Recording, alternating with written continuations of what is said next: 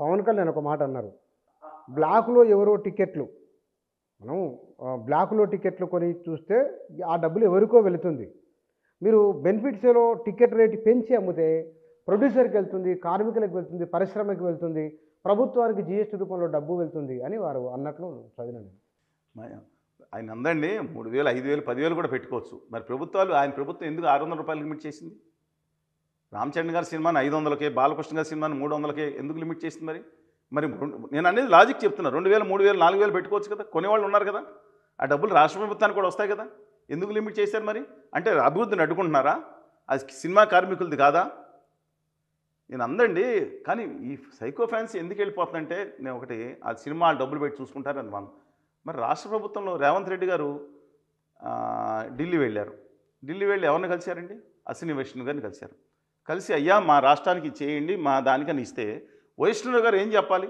నీకు రైల్వే ఏదైతే ఉందో నేను అది స్కేల్ డౌన్ చేసాం, నేను కోచ్ ఫ్యాక్టరీకి ఫుల్ కోచ్ ఫ్యాక్టరీ చేపిస్తాను, అలాగే గుజరాత్కి 1,50,000 కోట్లు పెట్టి బుల్లెట్ ట్రైన్ పెట్టిస్తున్నాం, మీ రాష్ట్రానికి ఆంధ్రప్రదేశ్ కలిపి కూడా నేను పెట్టిస్తాను అంటే ఆనందంగా ఉంటుంది. బయటకు వచ్చి ఆయన అల్లు అర్జున్ గారికి అన్యాయం, అశ్విని వైష్ణవ్ గారు ఎక్కడైనా అల్లు అర్జున్ గారికి అన్యాయం జరిగింది మండదా? మరి తెలంగాణ ముఖ్యమంత్రికి మండదా అండి? పాపం దీంట్లో అల్లు అర్జున్ గారు ఏం చెప్పారంటలేదు. వెంటనే కిషన్ రెడ్డి గారు దిగిపోయారు రంగంలోకి. అల్లు అర్జున్ జిందాబాద్ అన్నట్టు ఏంటి దుర్మార్గమైన పాలన జరుగుతుంది అప్పుడు. మరి పవన్ కళ్యాణ్ గారిని వాడు ఇంత ఎదవా అని కేసీఆర్గా తిట్టారు కదా, ఎంత ఉంటాడు తునికేస్తే తిట్లైపోతాడని తిట్టినప్పుడు అప్పుడు రాలేదా? ఇంతకుముందు జరగలేదా? ఇప్పుడు నిన్న చనిపోయారు ఇద్దరు, వచ్చారా అయినా? మరి పరామర్శించారా హీరో గారు? ఎక్కడ చెప్తానండి. సరే, నేను ఇది తెలంగాణలో ఆంధ్రప్రదేశ్లో తేడా చెప్తాను. ఇవాళ ఎలాగా ఇవాళ డెఫినెట్గా మిగతా పరిశ్రమ స్పందించింది. ఇవాళ సరే కేటీఆర్ గారు మిగతా వాళ్ళు కూడా పాజిటివ్ దీన్ని ఫిషింగ్ ఇన్ ద ట్రబుల్డ్ వాటర్లో ఫిషింగ్ చేయడానికి చూస్తూ ఉంటారు. అది రాజకీయాల సహజమే ఉండొచ్చు. కానీ రేవంత్ రెడ్డి గారు తీసుకున్న నిర్ణయం ఒక విధంగా సరైందండి. ఇది కంట్రోల్ చేయడానికి బెనిఫిట్ షోస్ ఉంటాను. బెనిఫిట్ షోస్ సామాజిక వాళ్ళ కోసం వేసుకుంటే తప్పులేదు. ట్యాక్స్ వస్తుంది, దానికి కూడా ట్యాక్స్ వస్తుంది కదా. అందువల్ల ప్రీ రిలీజ్ ఫంక్షన్స్, ఇంకోటి చెప్తున్నాను మీకు తెలిసిన విషయం, ప్రీ రిలీజ్ ఫంక్షన్స్ కూడా టిక్కెట్లు, భారీ టిక్కెట్లు, బ్లాక్లు. అంటే ఫంక్షన్ చేస్తారు, ఫ్రీ రిలీజ్ అంటే రెండు అంటారు కదా, రావడానికి టిక్కెట్లు. తెలుసా మీకు ఆ విషయం? నాకు తెలియదు. ఇది ఇవాళ నేను అనేది అంటే వాళ్ళ ఇష్టం, వాళ్ళు వస్తున్నారు అంటారు, బాగానే ఉంది. సరే, coming back to the point, Kalyan Babu garu పాపం తర్వాత 1 month తర్వాత ఈ విషయంపై, బికాస్ ఆంధ్రప్రదేశ్ డిప్యూటీ ముఖ్యమంత్రి వాళ్ళ బంధువు అనేది పక్కన పెట్టండి, ఇవాళ వచ్చారు, స్పందించారు, పాజిటివ్గా స్పందించారు అని 2 విషయాలు చెప్పారు, దానికి అభినందించాలి. కానీ రెండో విషయం, నిన్న ఆంధ్రప్రదేశ్లో బహిరంగ ఈ ప్రీ రిలీజ్ ఈవెంట్ ఇక్కడ ఆంధ్రలో జరిగింది కదా, పవన్ కళ్యాణ్ మాట్లాడినట్టుంది అక్కడ. ఆ తర్వాత ఏం జరిగింది, ఏం మాట్లాడారో చూశారు కదా మీరు. అంటే ఆయన అన్నది ఏమిటి, ఏదో సినిమా ఫంక్షన్ గురించే మాట్లాడుతూ ప్రేక్షకులను ఆయన ఉత్తేజపరిచే విధంగా మాట్లాడినట్లు అనిపించింది. ఏమని? అదే సినిమాలు లేవు ఇప్పుడు, ఏదో బైక్ రేస్ మీద ఏదో సంథింగ్ మాట్లాడినట్లు నేను వీడియో చూసిన. ఆయన అందేంటంటే, ఇప్పుడు ఎలాగే వచ్చారు, ఇప్పుడు ఏమీ చేయడానికి లేదు, ఉపాధి లేదు, ఉద్యోగాలు లేవు, ఉపాధి ఇప్పించాల్సింది ప్రత్యేక హోదా విభజన హామీల కోసం నేను దిక్కులు పెక్కడిల్లాగా మధ్యలో వచ్చారు, ఉద్యోగం మధ్యలో వచ్చారని మాట్లాడారు, పాచిపోయిన లడ్డూలు అన్నారు, ఆమరణ దీక్ష చేస్తున్నారు, ఎంపీలకు కారణం రాసుకుంటారు అన్నారు. వాళ్ళందరూ యువతకి ఇది లేకపోతే యువత ఎన్ని వచ్చినా యువతకు లాభం లేదన్నారు. నిజంగా చెప్తున్నాను, ఆ రాయితీలు ఇన్సెంటివ్స్ వస్తే 10-15 లక్షల మంది ఆంధ్రప్రదేశ్ యువత సొంతంగా పారిశ్రామికవేత్తలు అవుతారు. 1.5 మంది, 1.5 మందికి ఉపాధి దొరుకుతుంది, దమ్ముండి ఉంటారు. ఈ సినిమాలు ఎన్ని చూసుకోవచ్చు, కావాలంటే బ్రహ్మాండంగా 100 ఇది కడతా ఉంటారు. అట్లాంటిది మానేసి ఉపాధి దాని మీద దృష్టి పెట్టకుండా సైడ్కి ఏదో మాట్లాడితే సినిమాలు మీరు కీరవాణి గారు రమ్మనండి, సినిమాలు సినిమాలు కూడా కొంతమందికి ఉపాధి కల్పించాలి, ఎవరు కాదంటలేదు. ఎవరో మీరు అవకాశం ఇస్తే కదా సినిమాలు. నేను చెప్తాను, తెలంగాణలో కూడా ఆంధ్రప్రదేశ్లో చెప్తున్నానండి. సరే, ఇది మాట్లాడిందే చెప్తాను, ఎవరెవరు కంట్రోల్ చేస్తున్నారు కూడా మాట్లాడుకుందాం. ఇవాళ ఆయన మాట్లాడతా, మీరు ఏం చేస్తారు, సినిమాలకు వస్తారు, తప్పేముంది, వచ్చి చొక్కాలు చింపుకుంటారు. చింపుకోవాల్సిన అవసరం ఏంటంటున్నా నేను అసలు. చొక్కా ఎగరేసుకుంటాడు, ఆ కొత్త చొక్కాలు కొనుక్కొని చింపేసుకుని మళ్ళీ ఇంటికి వెళ్ళి కొత్త కొనుక్కోవాలా? అసలు ఏం మాట్లాడుతున్నారండి ఆయన? ఆ తర్వాత ఇంకోటి కూడా మాట్లాడారు, ఏమని, ఇంతకుముందు కూడా బైక్ సైలెన్సర్లు తీసేస్తే ఏంటి మన వాళ్ళు హుషారుగా ఉంటారని, యాక్సిలేటర్ పెంచుతారన్నారు. ఏం జరిగిందండి ఇద్దరు? కానీ ఆఖరిన నా 3 సార్లు చెప్పారు, అది నేను మొత్తం చూశాను, ఎందుకంటే ఒకటే బిట్ చూడకూడదు కాబట్టి, క్షేమం క్షేమం క్షేమం క్షేమం అని చెప్పారు. కానీ యాక్సిడెంట్ ఇచ్చామంటే ఇద్దరు యువకులు ఆ ఫంక్షన్ నుంచి వెళ్తే యాక్సిడెంట్ అయ్యి స్పీడ్కి అయ్యి యాక్సిడెంట్ అయ్యి చనిపోతే 5 లక్షలు ఇచ్చారు ఆయన. ఆ హీరోలు అక్కడికి వెళ్ళారో లేదో నాకు తెలియదు. తెలంగాణకి ఆంధ్రప్రదేశ్కి తేడా చెప్తున్నాను నేను. వాళ్ళ కుటుంబాలు ఎవరండి ఫ్యాన్స్ కాదా? ప్రీ రిలీజ్ ఫంక్షన్కి మామూలుగా వచ్చారా, డబ్బులు కట్టి వచ్చారా? చూద్దాం, చెప్తున్నాను అసలు వాళ్ళు ఏం ఎలా కొన్నారు. వచ్చి ఒక అభిమానంతో వస్తే నేను కూడా కోరుకున్నా రామ్ చరణ్ గారి సినిమా ఏదైతే గేమ్ చేంజర్ ఉందో ఇండియాలో రికార్డ్ సృష్టించాలనుకున్నా అద్భుతంగా నేను సినిమాలు బాగుండాలి. తెలుగువాడు ఈ దేశంలో నేను అభినందిస్తున్నా. దేశంలో 6 హయ్యెస్ట్ గ్రాసర్ సినిమాల్లో 5 దక్షిణ ఇండియా సినిమాలు, ఒక్క జవాన్ మాత్రం షారుఖ్ ఖాన్ గారిది, 4 సినిమాలు తెలుగు వాళ్ళే. I'm appreciating. నా సినిమా కావాలి, అది అంటే డిఫరెంట్.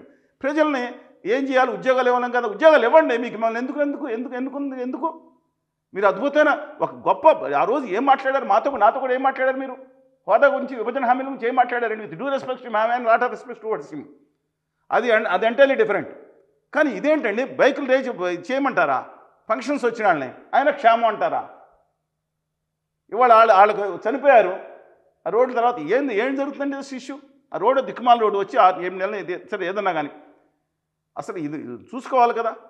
ఇవాళ ఇంకోటి కూడా బాధాకరం అండి. ఇవాళ సమాజంలో పరిస్థితులు ఎట్లా ఉన్నాయంటే మొత్తం కొందరి చేతుల్లోనే చలనచిత్ర పరిశ్రమ బందీ అయిపోయింది.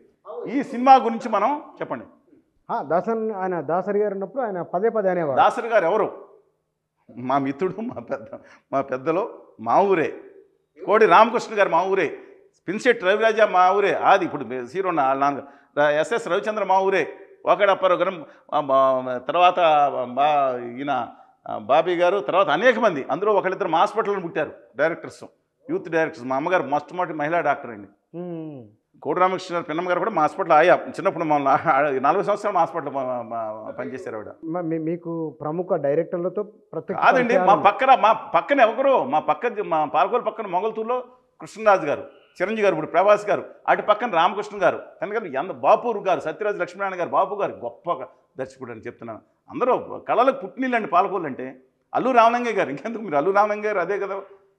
ఆనాటి ఆంధ్ర దిలీప్ కుమార్ అనేవారు, చలం గారు, ఈశ్వర్ గారు, అసలు ఎంతమంది చెప్పనండి? పాలకోళ్ళు వీళ్ళంతా 100 మంది ఉన్నారండి పాలకోళ్ళ నుంచి. ఒక్క పాలకోళ్ళు చుట్టుపక్కల 100 మంది నటులు, సాంకేతిక నిపుణులు, అద్భుతం. వాకడప్పారు గారు ప్రొడ్యూసర్లో వాళ్ళు ఎంతమంది ఉన్నారండి దాంట్లో. సరే, అది వేరే సంగతి కనుకోండి. కానీ దాసనన్న కూడా చెప్తూ ఉంటారు సినిమా పరిశ్రమ గురించి మాట్లాడు. కొన్ని కుటుంబాల చేతుల్లో బందీ అయిందని వారు పదే అనేవారు.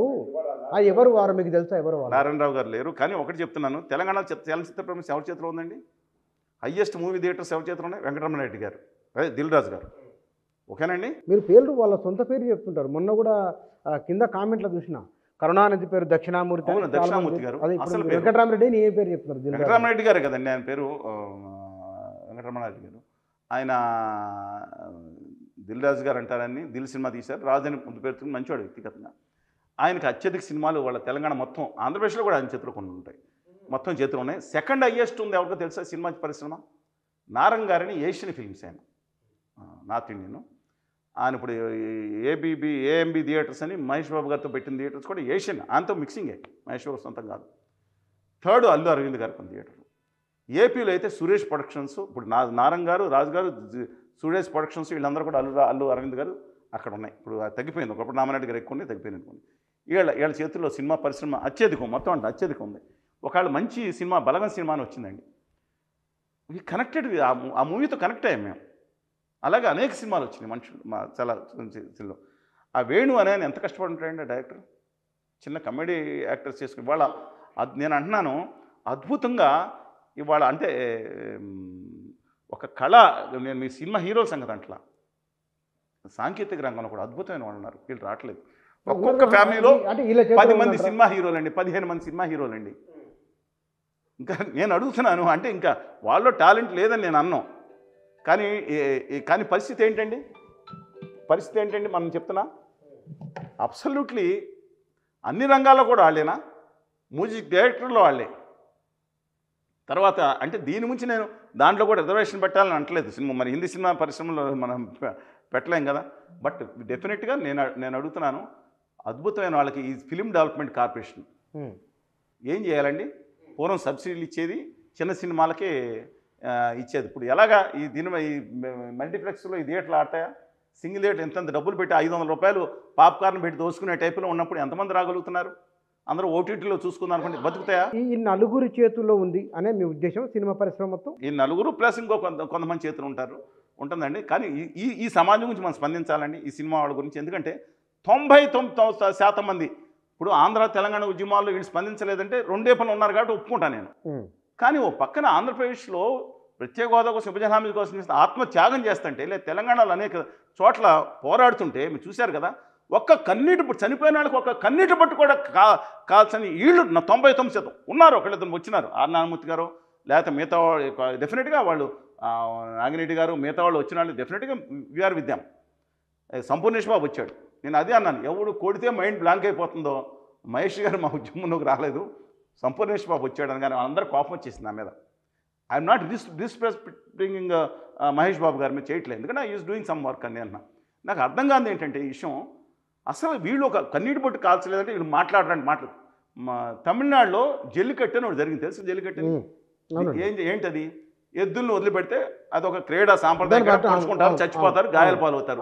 సుప్రీంకోర్టు దాన్ని నిషేధిస్తే వాళ్ళంతా సినిమా వాళ్ళు వస్తే థైక్మని మొత్తం తెలుగు చిత్ర పరిశ్రమలో హేమాహేమీలందరూ వాళ్ళకి మద్దతు సంఘీభావం. ఆంధ్రప్రదేశ్ హక్కుల కోసం మేము ఉద్యమం చేస్తుంటే ప్రజలు అక్కడ చనిపోతే ఆత్మత్యాగం చేస్తే కనీసం ఒక కన్నీటి పట్టు రాల్చలేని వాళ్ళ గురించి మనం మాట్లాడాలండి. ఇదా చలనచిత్ర పరిశ్రమ?